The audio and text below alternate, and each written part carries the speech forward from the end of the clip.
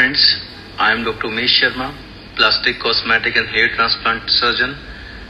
I am in active practice for last 11 years in my hometown, Yamunanagar, Haryana. So friends, the basic about this presentation is that I have seen during my consultation with many patients that still many people are ignorant about the hair problems, baldness process and its treatment. This video is dedicated to the basics of hair transplantation procedure so that you can have some clarity about the procedure. If you have any doubts or queries, you can mail me or you can write in the dialog box after the presentation. So I have tried to enumerate some points regarding the basics of the transplantation. First, the parts of hair follicle. The hair follicle is basically divided into the external part, which is above the skin, and the internal part, which is normally called as a root of hair, which is again divided into infundibulum, isthmus and inferior segment, right?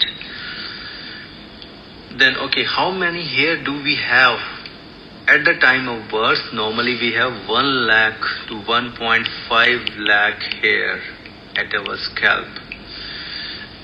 Normally we do not grow new hair after our birth, and at the time of birth we have normally 1000 follicles per square centimeter density. At the age of 25, that density decreases to 600 centimeter.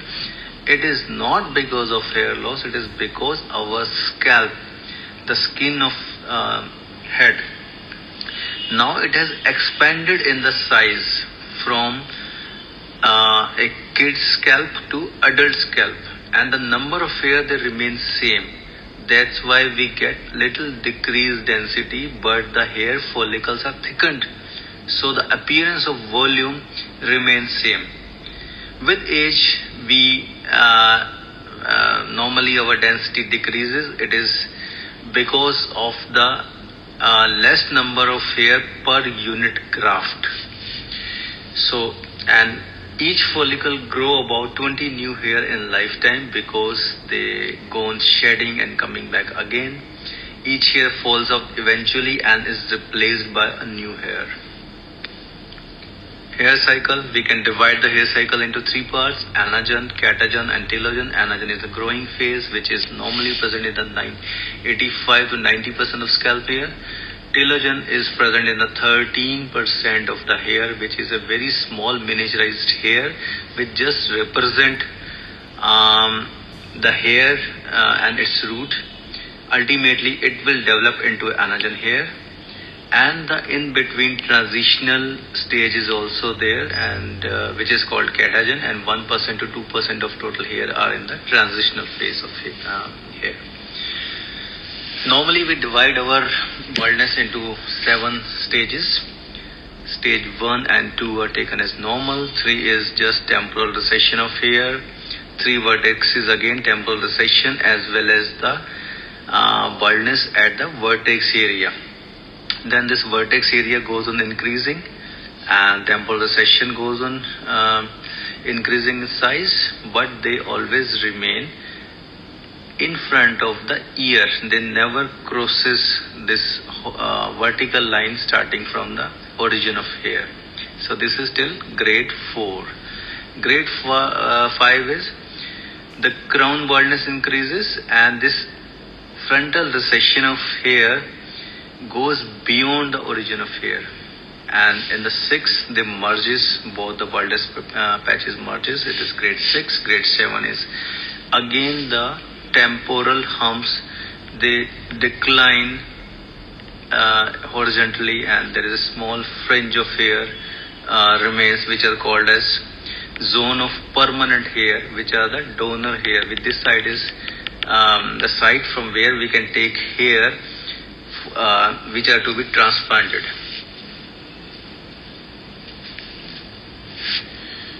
Few people they develop hair loss in this pattern, which is called frontal dominant pattern. They develop baldness at the vertex in the later stages after stage 5 and 6. Females normally they develop baldness at the central area, which is called as a Christmas tree pattern. This is not a very uncommon type of hair loss in ladies.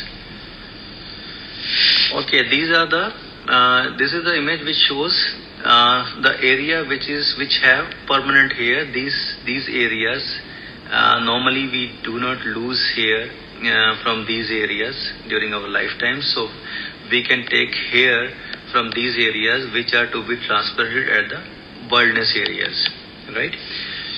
This is the image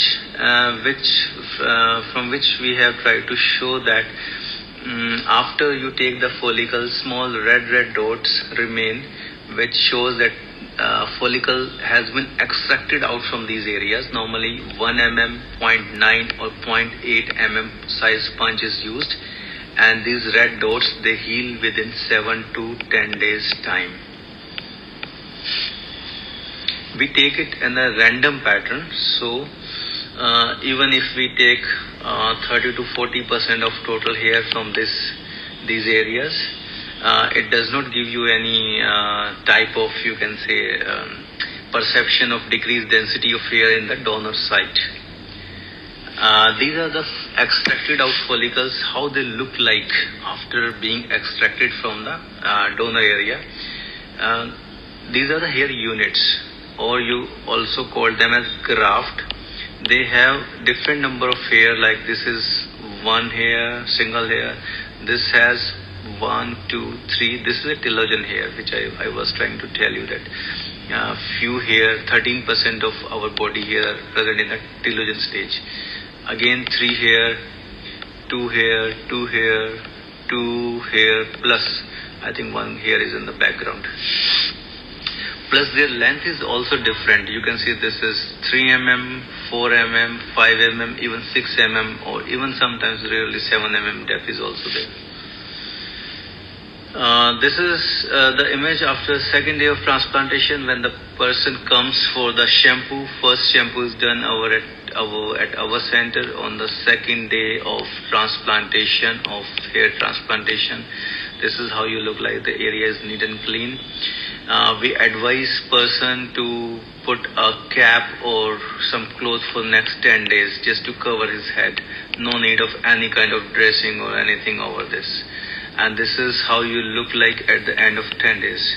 You can see that the hair they have grown up, and they are quite merging well with the older hair. These are the older hair. These are the transplanted hair. This image again shows the hair at the end of 2 weeks, just to show you that these are the transplanted hair. If we transplant them in proper direction, original direction, and proper angle, they merge very well with the older hair. These are the older hair. This area is the transplanted hair. These are the older hair. They merge very well after 2 weeks. It's hardly you can hardly say that this is the zone of transplantation and this is the older hair. This is the combined image. This is pre-op picture. This is at 2 days. You can see that this is at the second day. This is at 2 weeks. This is at 7 to 8 months. It takes almost about 7 to 8 months for a proper growth. Again, this is before transplantation. This is at 2 weeks. This is at 7 months.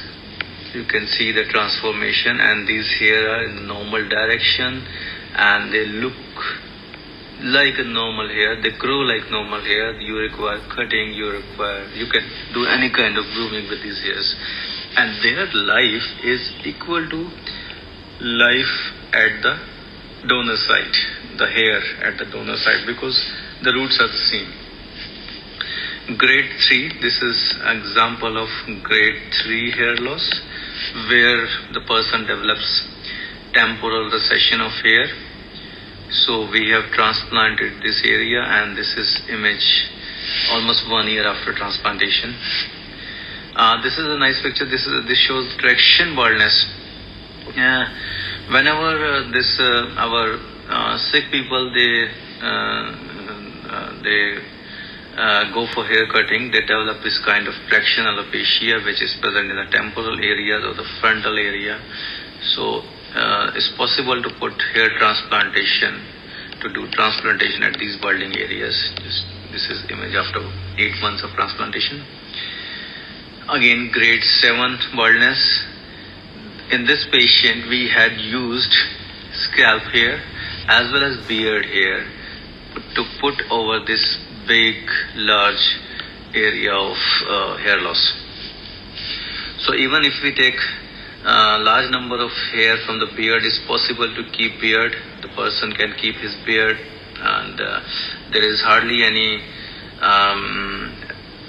appearance of decrease in density in the beard as well as in the donor area, and this combination of these hair are transplanted at the balding areas, and it gives a nice appearance.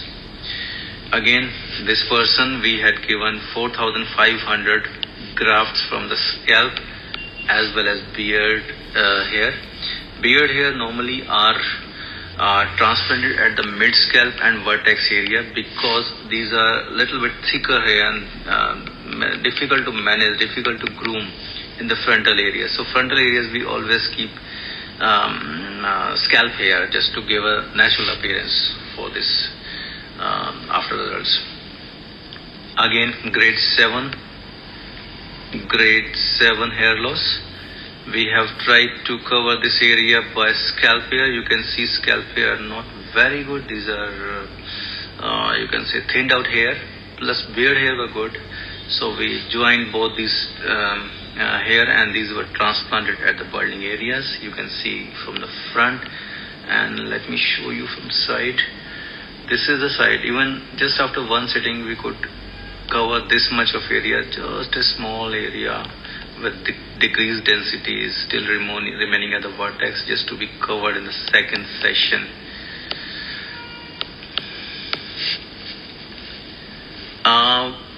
Vertex only hair loss is also present in many younger population. We can transplant at these areas too.